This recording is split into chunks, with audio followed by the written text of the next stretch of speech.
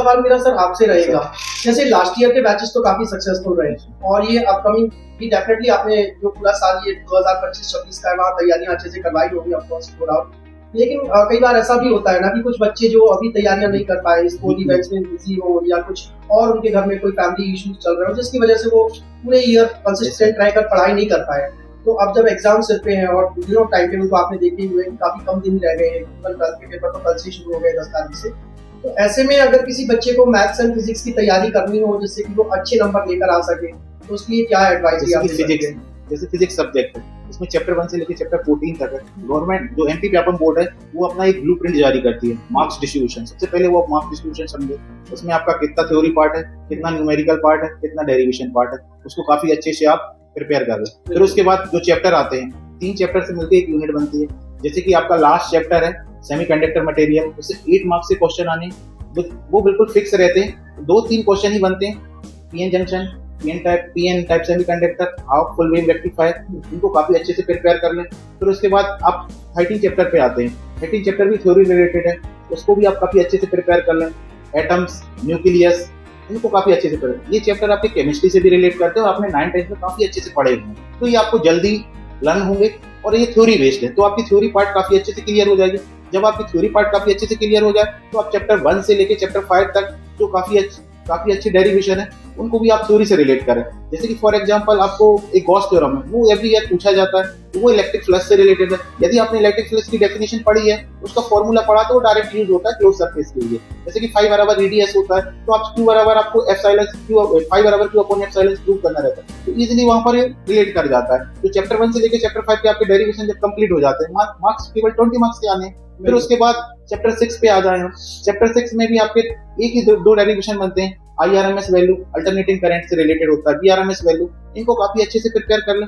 AC generator हुआ, इसको काफी अच्छे से प्रिपेयर कर लें। Transformer, step up step down. फिर उसके बाद आप अपने पेपर न्यूमेरिकल को रिलेट करें कि पेपर में न्यूमेरिकल पूछे कहाँ से जाते हैं, उन चैप्टरों को अच्छे से प्रिपेयर कर लें कि भाई न्यूमेरिकल में बेसिक पूछा जा रहा है कि थोड़ा डीपली पूछा जा रहा है, इनको प्रिपेयर करें। तो आपका ओवरऑल फिजिक्स पेपर की काफी कम समय में काफी अच्छी तैयारी हो सकती है। और जैसे कि आप डिवाइड करना चाहें कि भाई आप पेपर में गैप कम है, 2 डेज का गैप है, कैसे प्रिपरेशन की जाए, उसमें भी टाइम डिस्ट्रीब्यूशन आप कर लें। जैसे डे वाइज मॉर्निंग टाइम में आपको थ्योरी रिलेटेड पार्ट लर्न करना है, उसके बाद आपका जो उसके आफ्टर जो मिड रहता है उसमें आपको डेरिवेशन करने हैं, फिर इवनिंग टाइम में आपको न्यूमेरिकल सॉल्व करने हैं। फिर आपका ये डेली प्लान चलता जाएगा। 2 डेज में आप यदि 5 घंटे 6 घंटे पढ़ते हैं तो इजीली आप फिजिक्स सब्जेक्ट में काफी अच्छे मार्क्स गेन कर सकते हैं। ऐसे ही हम बात करें मैथ्स सब्जेक्ट की, मैथ्स में भी आपके टोटल 13 चैप्टर है, इनको भी आप ब्लूप्रिंट के अकॉर्डिंग डिवाइड कर लें।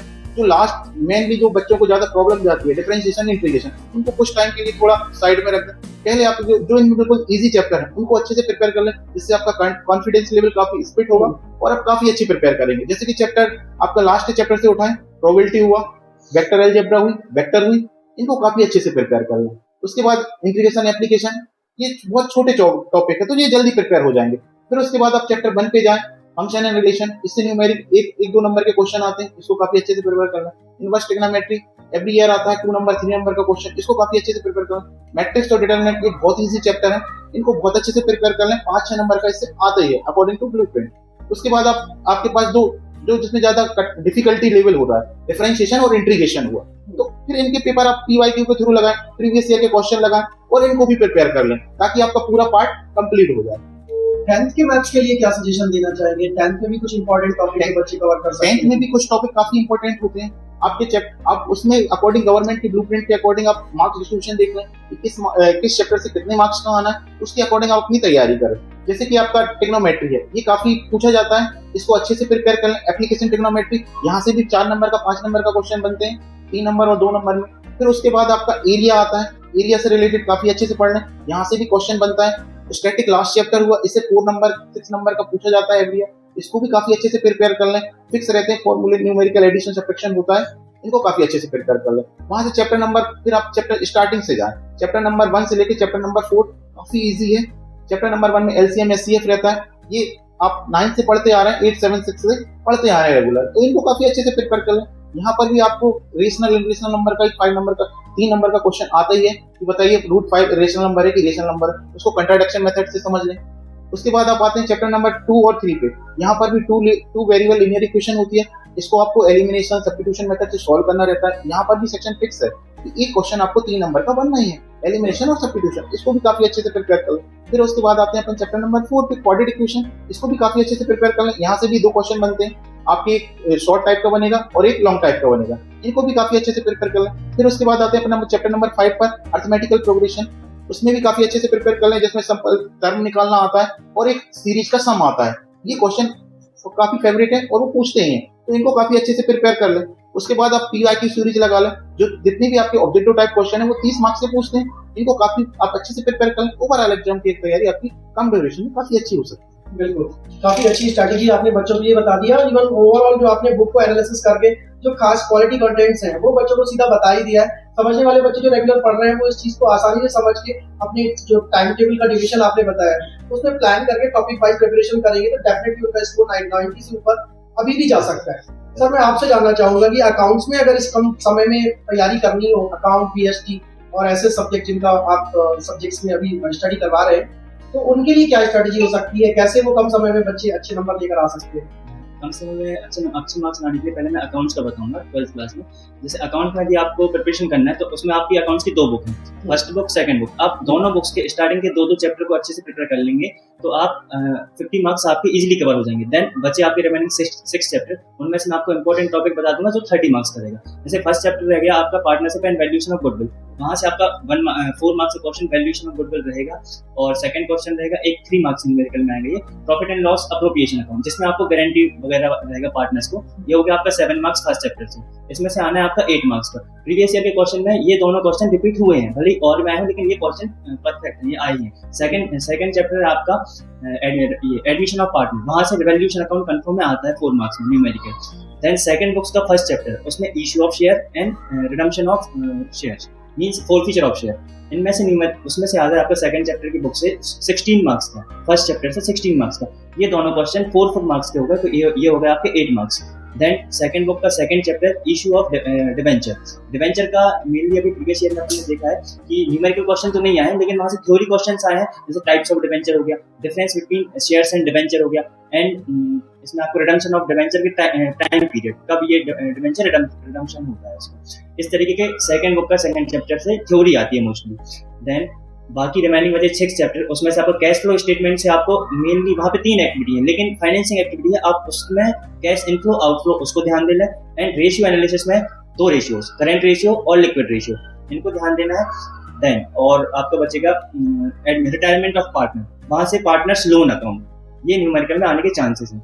ये रिमेनिंग 6 चैप्टर से हो गया आपका। बाकी आप दोनों बुक के फर्स्ट एंड सेकंड चैप्टर को आप ये अच्छे से कवर कर लेंगे तो आपका 50 मार्क्स इजीली कवर हो जाएगा। एंड जो 6 चैप्टर बचे थे उनमें से मैंने इंपॉर्टेंट टॉपिक्स वो आपको बता दिए। ये हो गया अकाउंट के लिए। बिजनेस के लिए आपको पॉइंट्स वही है कि आपको पॉइंट्स जैसे प्लानिंग का हो गया, ये कंटिन्यूअस प्रोसेस है, इसमें क्रिटिकल थिंकिंग लगती है ना, आपको फ्यूचरिस्टिक होती है। इसी पॉइंट्स को आप ऑर्गेनाइजिंग, स्टाफिंग, डायरेक्टिंग, इन सब चीजों में आप जोड़ के लिख सकते हैं।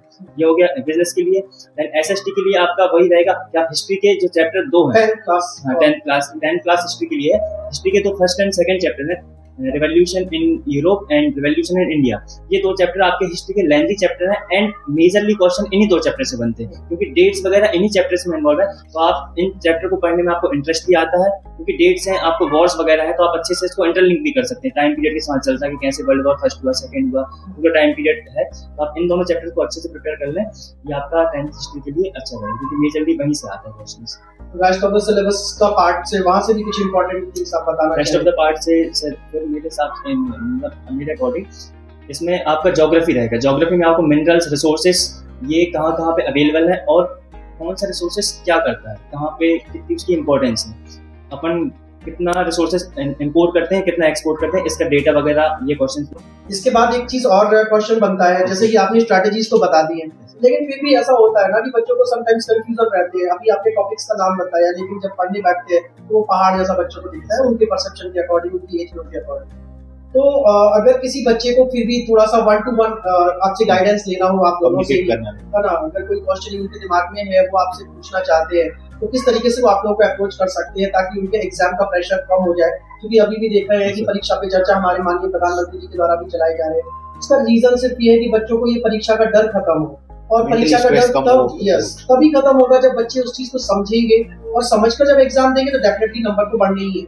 तो अगर इसी ड्यूरेशन में अगर उनको कोई प्रॉब्लम आती है, कहीं से कोई चीज़ समझ नहीं पाते हैं बच्चे, स्ट्रेस लेते हैं, टेंशन लेते हैं, ये क्या आ गया, कैसे कवर करेंगे, तो वो आपसे अगर कांटेक्ट करना चाहे तो कैसे वो जुड़ सकते हैं, कैसे संपर्क कर सकते पहले उनको स्कूल में कांटेक्ट करना रहेगा। स्कूल का जो भी डाउट है वो पर्सनली स्कूल में मिल सकते हैं। कांटेक्ट में जो भी है सॉल्व डाउट है वो भी सॉल्व किए जाएंगे। नहीं सर, स्कूल में पहले बच्चे कनेक्ट कर सकते हैं, स्कूल के थ्रू वो हमसे कनेक्ट कर सकते हैं। आप डेली बेसिस पर रेगुलर स्कूल आते हैं, डेली बेसिस पे स्कूल आते हैं तो आपको इजीली हम स्कूल में अवेलेबल हो जाएंगे। एंड आप यूट्यूब चैनल पे भी स्कूल से कांटेक्ट कर सकते हैं, तो वहाँ से कनेक्ट कर सकते हैं आप हमें। चलिए, बहुत बहुत धन्यवाद आपका, आपने इतना भी समय निकाला बच्चों के लिए। डेफिनेटली हमारे व्यूअर्स ने और बच्चों ने बहुत कुछ सीखा होगा, और सब लोगों के बताए हुए जितने भी जो सब्जेक्ट्स के एक्सपर्ट्स हैं वो चीजें बता सकते हैं जो कहीं ना कहीं आपको पढ़ने में कंफ्यूज हो रहे होंगे।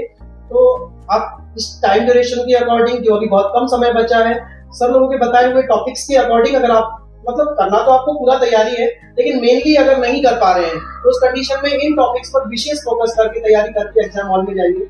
और best of luck. Thank you